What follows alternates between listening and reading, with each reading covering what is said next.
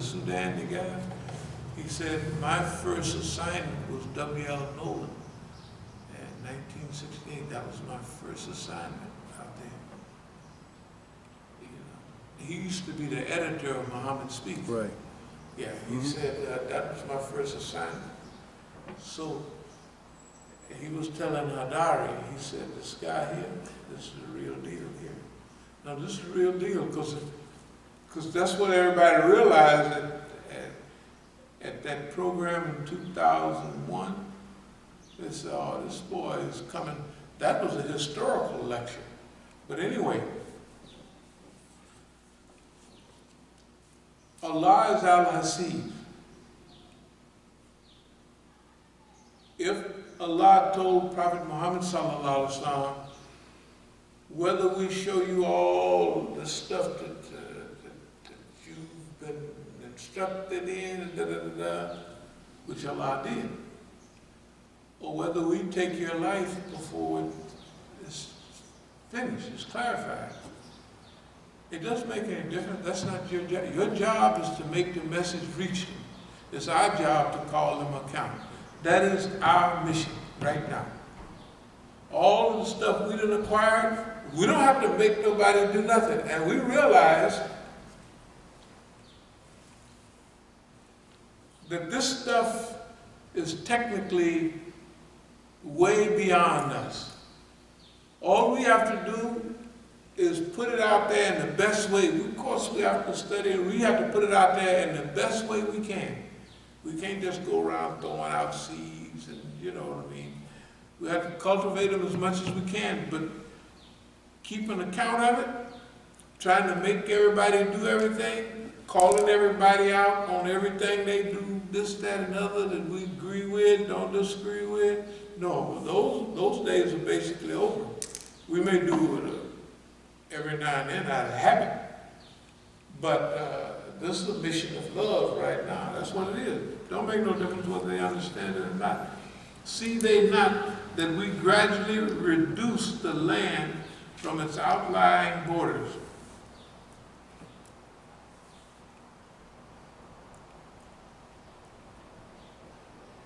Atrafa. Reduce. Look at America right now. America's not being reduced, it has been reduced.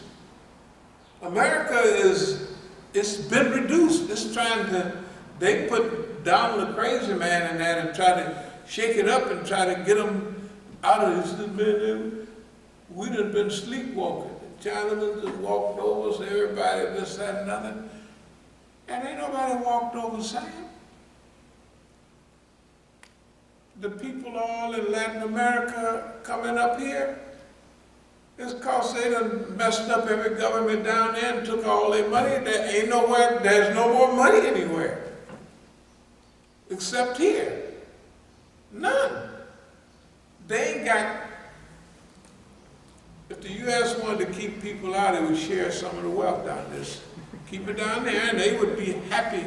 People would be happy to stay down there. Right. If they gave them 10% of what they have up here, just spread the wealth. They wouldn't come up here. People are not going to risk their lives and do all that. And the new culture, the language, you know, their kids and everything. Hey, so the power, the influence of America has been gradually reduced.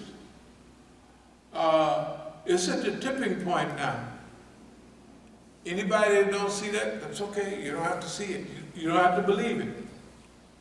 But in every indication that there is, this little flash in the pan that they're having an economy in America is because the same thing we said, let's see if you can remember. We said if America was smart, they would take about 20% of what they stole and they would recycle it into the economy. And that would produce about 50%, let's say, Well, they're gonna get 40% of the 50% that 20% recycle and reproduce. In other words, they're gonna get, whatever happens, the money's gonna drift up to them. Right. So the worst thing they could do is fold up their hands and keep all the money themselves. No, recycle a little bit. It's like replanting. You replant it, and then they're gonna make their money. They're gonna come to your store. They're gonna come to Walmart. Walmart's gonna be bought up by a global, this mart, that mart, right? Right? It's only a few companies in the world now. I mean, you know, they used to be Johnson and Sons, Michael and Sons. They own this and that. They don't do that anymore. It's all big stores and shops. You get lucky, a few people got a few little side things, 7-Eleven here and there. But the big economy, Safeway, the supermarket up there, they getting all the money going up. And as the money go up, one thing the communist was right about, the concentration of wealth and the concentration of resources. The rich get richer and the poor get poorer.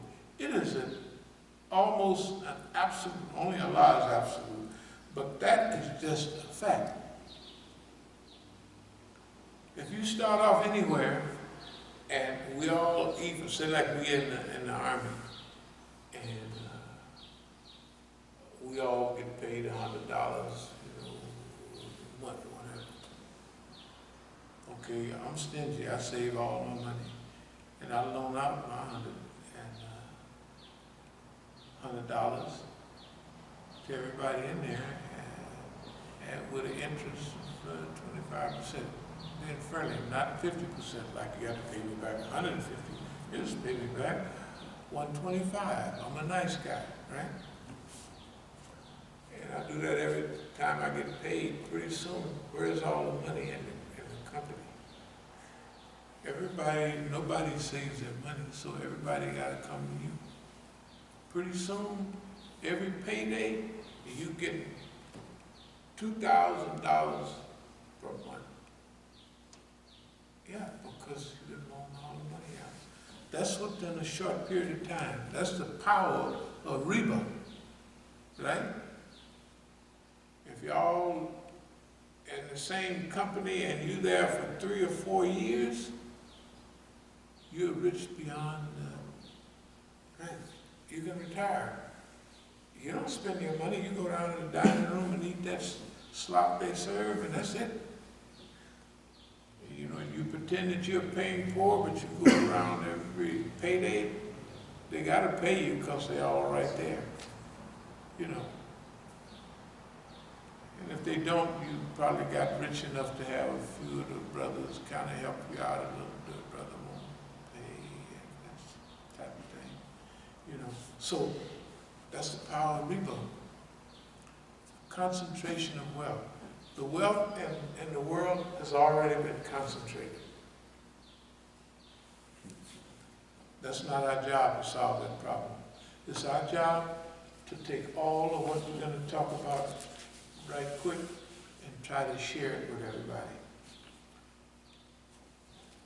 Now, those before them did also devise plots.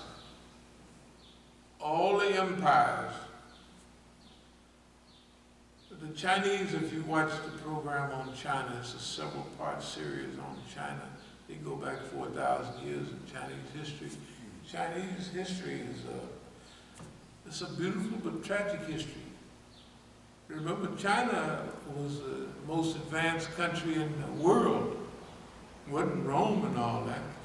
It was China for I don't know how long. You know the thing about China, they never invaded anybody.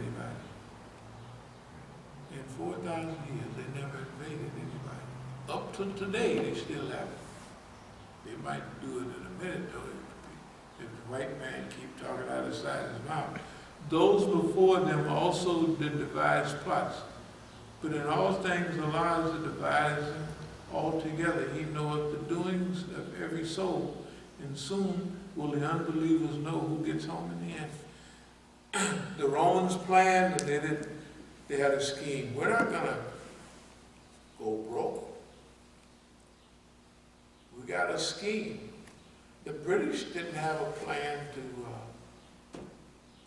to dissolve the empire, right? But it dissolved. So whether it was the Romans, whether it was the Greeks, whether whoever it was, all the empires in Asia and all that, they had a plan to continue. They had whisperers whispering to each other, and they had a plan to stay on top. But they didn't, because of the historical process. So we take this for granted, and we know that's true. We know the book is true. So now, what is our job? And now we'll get into it. First of all, this is the greatest epic of our time. And we've always talked about a protracted struggle. That's a long-range struggle. That is the thing, that is a part of our understanding that gave us character from way back.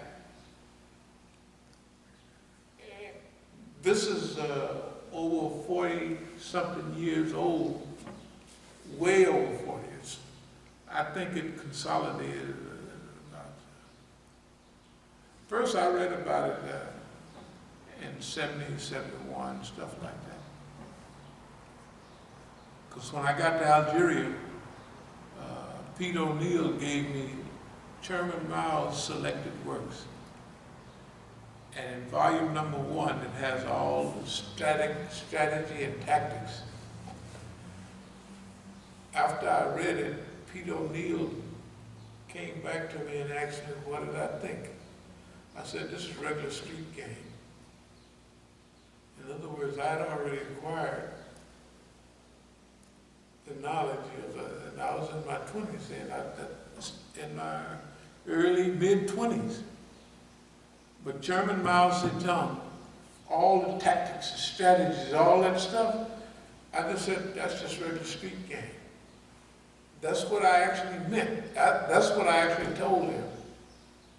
That's regular street game. That's what we do all the time. So, but everything had to gel into, that was when the movement was becoming static and later a little decline. So even when I traveled, I took those books with me, you know, all the revolutionary books I had with me, and I studied them. Although I was in South America doing what I do, I was still, actually I was using those strategic things in what I was doing. But in the long run,